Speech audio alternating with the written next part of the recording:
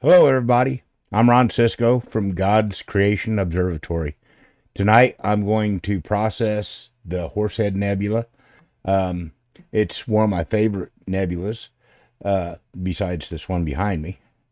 Um, it's it's a difficult nebula to get good. Um, there's a star that is really bright, and it kind of messes up the images. You'll see whenever I do the processing. Um, I'm This is my first light with a new telescope. I think I'm going to like this telescope. It does a pretty good job. So, without further ado, let's get started. Okay, I've already got it open, and as you can see, I'm going to do a temporary stretch on it. It looks a little green. We'll take care of that. First thing I'm going to do is I'm going to run what's called the blur exterminator. It deconvolutionizes the stars. It'll make them smaller. It'll sharpen the picture up a little bit. So I'm going to open that up. Now, this has a automatic PSF function in it. PSF is the size of the stars, the not really brightness, but the sharpness of the stars. I'm going to run a little script here that will allow me to put in a value for that. And so I'm going to do that right now.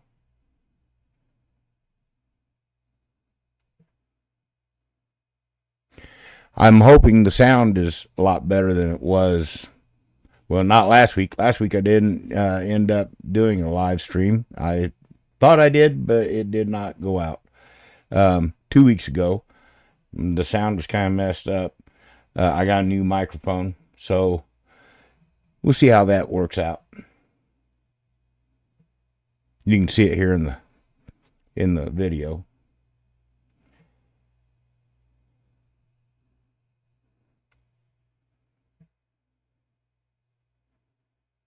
It's almost there.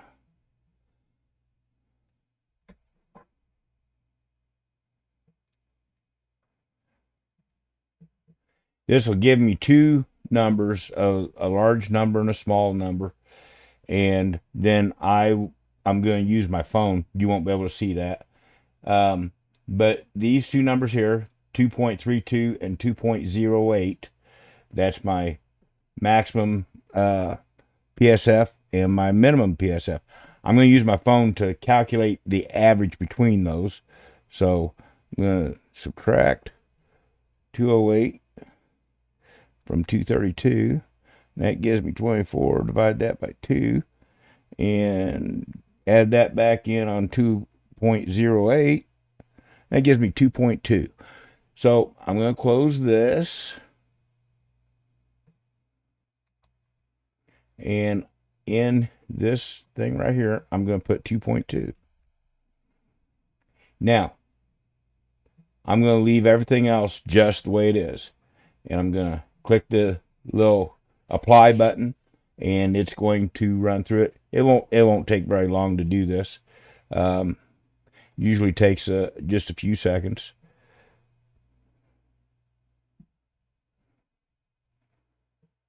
So while we're waiting, is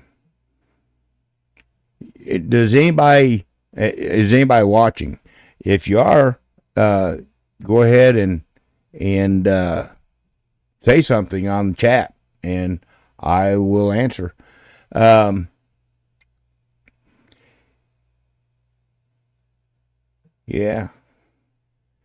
See, we're up to 30, 38, 39, 40%. So it's moving along.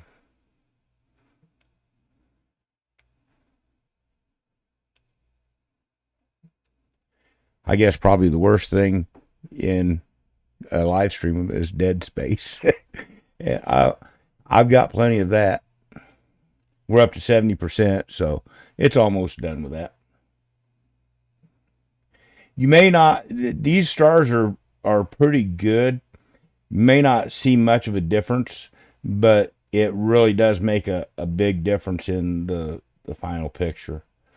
And right here is, oh, it's done.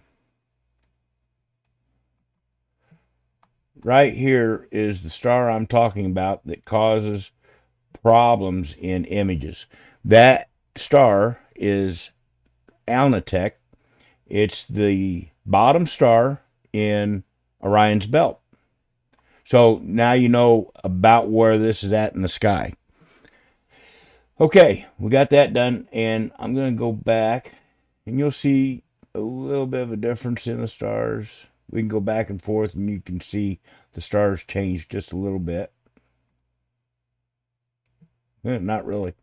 They're pretty good. Okay, now I'm going to run what's called Noise Exterminator, and what that does, I'll show you. We'll scroll in here.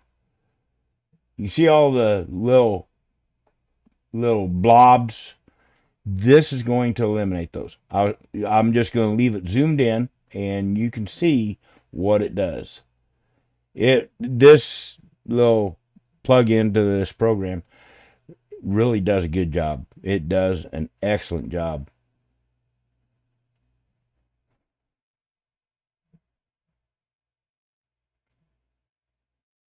I've got all my little applications, all they're process icons, but you know they're little applications inside of the program. See how they just disappeared?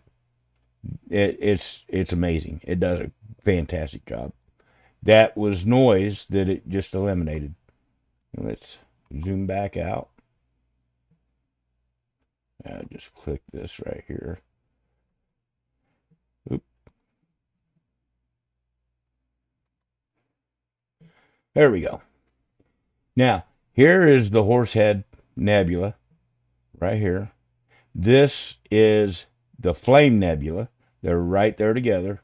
It's really hard to get one without the other. I mean, if you had a large telescope and it had a high magnification, you could get just the Horsehead. But this whole area looks so good doing everything together. It's going to look really good. Okay, so now we're going to I'm going to run a process. Actually, I've got it over here. It is called photometric color calibration, and I'm going to leave all of the defaults the way they are, and I'm just going to click the apply button. And it says no database files have been selected for APAS DR10. I had some problems with my computer. As a matter of fact, just a few minutes before this live stream, I was still working on it, trying to get it going. So I'm going to go here, and I'm going to go to all processes in APAS, and I'm going to go down here to this little tool icon, and it says I'm going to take that out and go to it.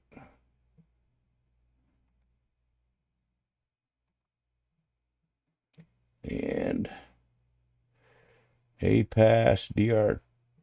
Well, DR10's not in there. So I'm going to change everything to DR9.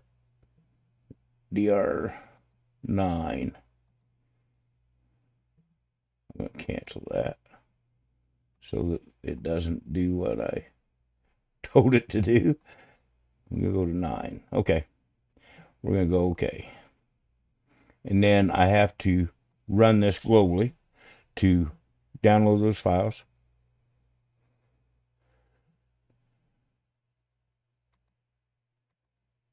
Should do that.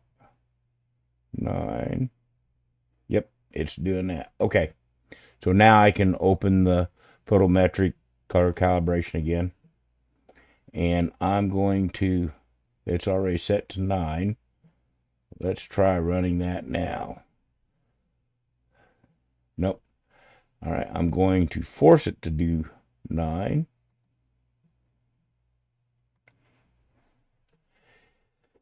And what that is, it is basically like a plate solve. A plate solve looks at the stars and tells the telescope where it's pointing. That tells the program where the image is at in the sky. So now, it popped up over on my other screen.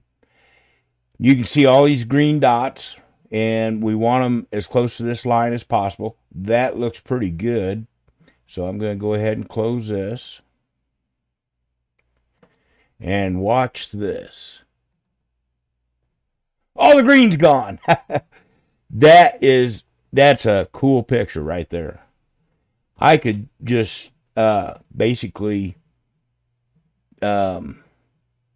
stretch out a little bit and not do a whole lot to it. I'm not going to have to do a whole lot to it. It's looking pretty good.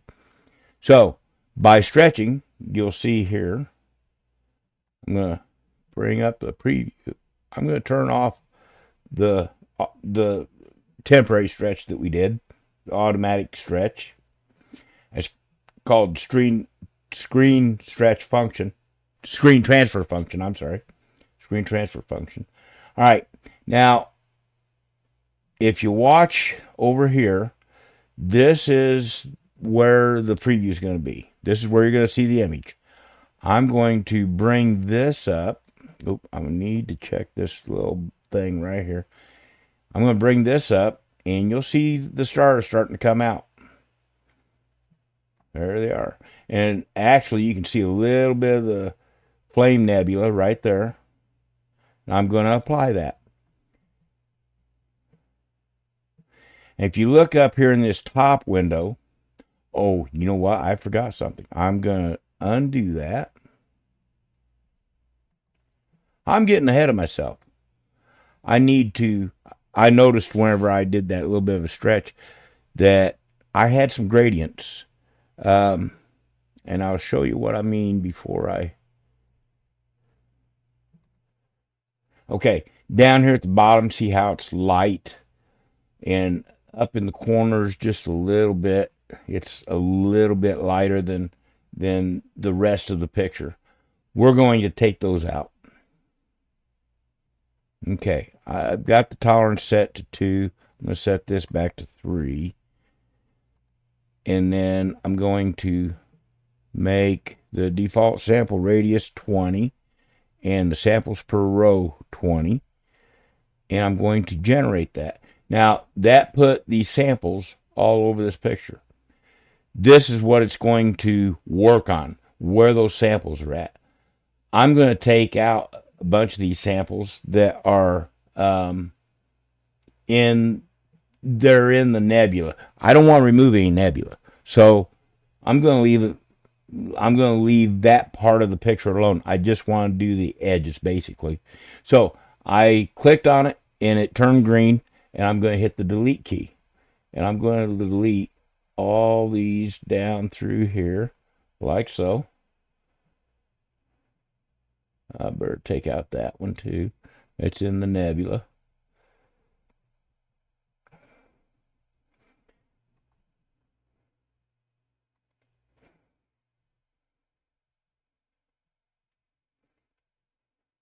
Now that tolerance, if you notice, I wish I wouldn't do that.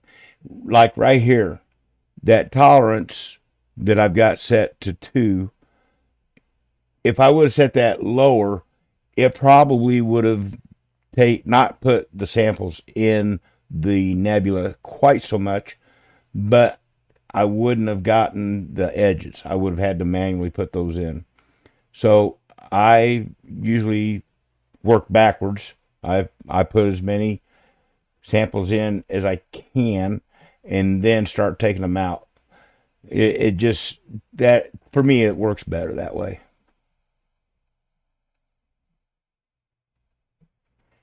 And I'm going to go ahead and take that one out.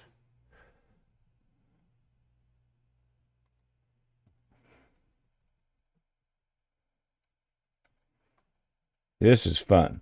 I enjoy taking these images. I enjoy processing them. I enjoy taking them more than I do processing them. I'm not real good at processing, uh, but I'm getting better. I've been doing this for about 10 years, and I have learned quite a bit. I'm still long ways from good. I have a lot left to learn.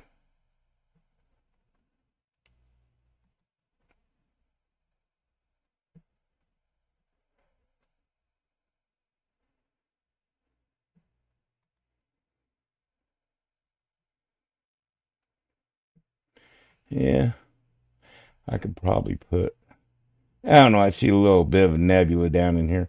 I'm going to go ahead and put these back in. All I did was put my cursor there, or my mouse there, and clicked on it, and it puts the sample back in. We'll leave that one. There's a lot of nebula there. See a lot of nebulosity. This telescope is a it's a smaller telescope than what I usually use. Um, so I'm getting more of the sky. It's a different type of telescope than what I'm used to. I've always used some kind of reflector type telescope, like I've got a Newtonian, which is what I use most of the time, and then I've got a couple of different Schmidt type telescopes. I got one that's Maxtoff and one that's Cassegrain, and this one is a refractor. It's got lenses in it, which I'm not really used to, but I'm thinking I'm going to like it. It does a pretty good job. Okay, now I've got my samples the way I want them, and I could probably I'm going to put one there and one there and one there. Those are areas without nebulosity. And then I'm going to come down here to target image correction. I'm going to slide this up a little bit. And I'm going to change that to subtraction. And I'm going to normalize it. And then I'm going to click on the execute button. It's just a green check mark. Click on that. And it's going to do it. It's going to give me a separate image. And this one back here, I believe, is the background. I'm going to close this. I don't need it anymore. I'm going to stretch that out. That's the background. That's what it removed. And see all this lightness down here at the bottom. It removed all that. So now let's take a look at what our image looks like now. Oh man, look at that. That looks fantastic. It's still got a little bit of light down here in the corner, but that's not going to be a big deal. I'm going to close the original picture that I had open. It's going to cry about it. Get this bigger again. All right, now I'm going to run the histogram transformation. I'm going to take off the temporary stretch, turn on the preview, click on this button here. What this button down here does is it shows me up here. If you look, if I reset, well, it's not going to go away. If I move this, you'll see, well, it is moving. I thought it would not move. This gives me, it shows me up here what the histogram looks like. I'm going to move that up a little bit more. And I'm going to apply it. Now, if you notice this spike right here, this is the light in the image. It's quite a ways away from the left-hand side. We don't want it very far away from that. So I'm going to reset this, and it'll move back to the left. And I'm going to bring this left slider towards the right. That brings the spike of the histogram back to the left. And I'm going to bring this middle one up. And you can see how this is stretching out. This is getting wider down here at the bottom. That's what we call stretching. I'm going to stretch that out a little bit. I'm going to bring that down. I'm going to apply that. You make small changes, a bunch of small changes to get where you want. Bring this up.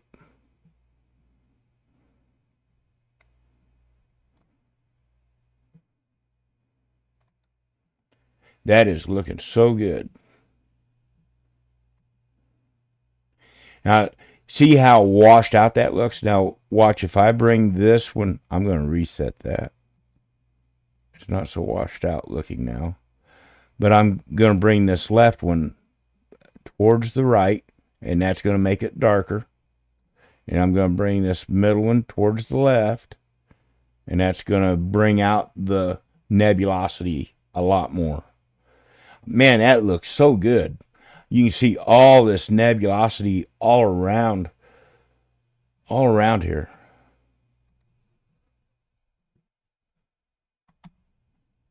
Okay.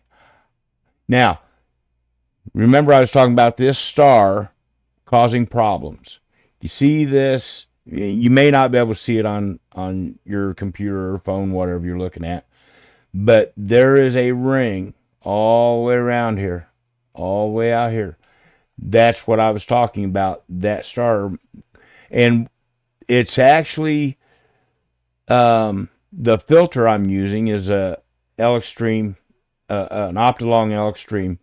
And L-Extremes are known for causing what we call halos. I'm not going to do it tonight, but I think I'm going to do a live stream on trying to get rid of those halos. I've never been able to get rid of them, but I'm going to try some different things. I'm going to reset that. That looks pretty good. That really looks pretty good. I wish that, you know what, I'm going to go ahead. I've got a script here somewhere. Yeah. I'm going to try to get rid of that halo. Let's just see how it works out.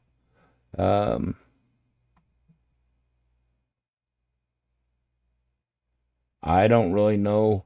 I've downloaded this, and it was a free script. I downloaded it. I've never really used it. I'm going to just try it, and let's see what happens. I don't even know how long it's going to take. Whoa. My monitor went off for a second. Ooh, that got ugly. Looks like it just made it darker. It took out a lot of nebulosity. Let me try stretching it. Maybe I need to do that before I do any stretching. Yeah, see, up here, I went clear off the edge off the left side. Yeah, I'm not liking that. I don't like that. I've lost all the color. Not all the color, but I've lost a lot of color, and I've lost all the nebulosity around around there. It did get rid of the halo. I don't see the halo anywhere, but I'm not sure that it didn't just make it darker. So I'm going to reset that. And I'm going to close that. And I am going to go back.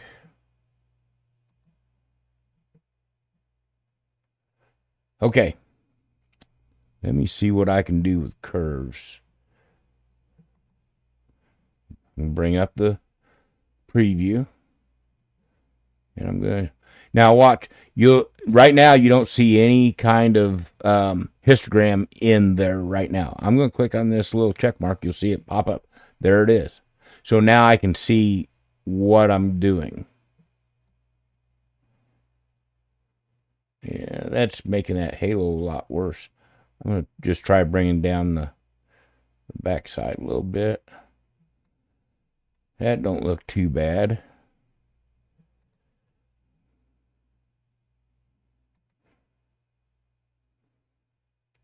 I think I'm going to leave it right there. Now, one of the, I think the next live stream, I'm going to do this same image, but I'm going to do a false or a impersonation of the Hubble palette. So this will be more yellow than red. If you just take a picture of the Flame Nebula, it's more yellow than red. And if I can get this part red and this part yellow, that will really look good. All right, so there we are. I'm going to call that good. That looks really good.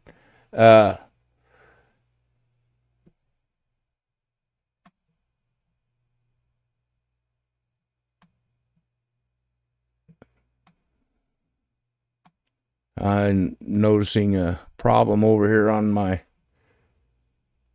live stream. It says I've got a poor... I guess you guys are probably experiencing buffering. I don't know why that would be. Seems like every time I do a live stream, there's some kind of problem. All right. Well, I am going to say this is good for a live stream, and next Wednesday at 7 o'clock, I'm going to do another live stream. I will. I'm planning on doing every Wednesday night, 7 o'clock Central Time.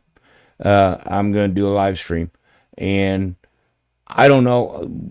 I've got plans for things to talk about. I've got all kinds of different images that I can work on and process. I want to do a live stream some Wednesday night. Of course, I won't be able to do it on a Wednesday night, and it won't be at 7 o'clock, but I want to do a live stream of me actually capturing these images. It's pretty cool. I mean, I like it. It's some people might say it's a little boring, but whatever. To me, it's interesting. So anyway, if you show up next Wednesday,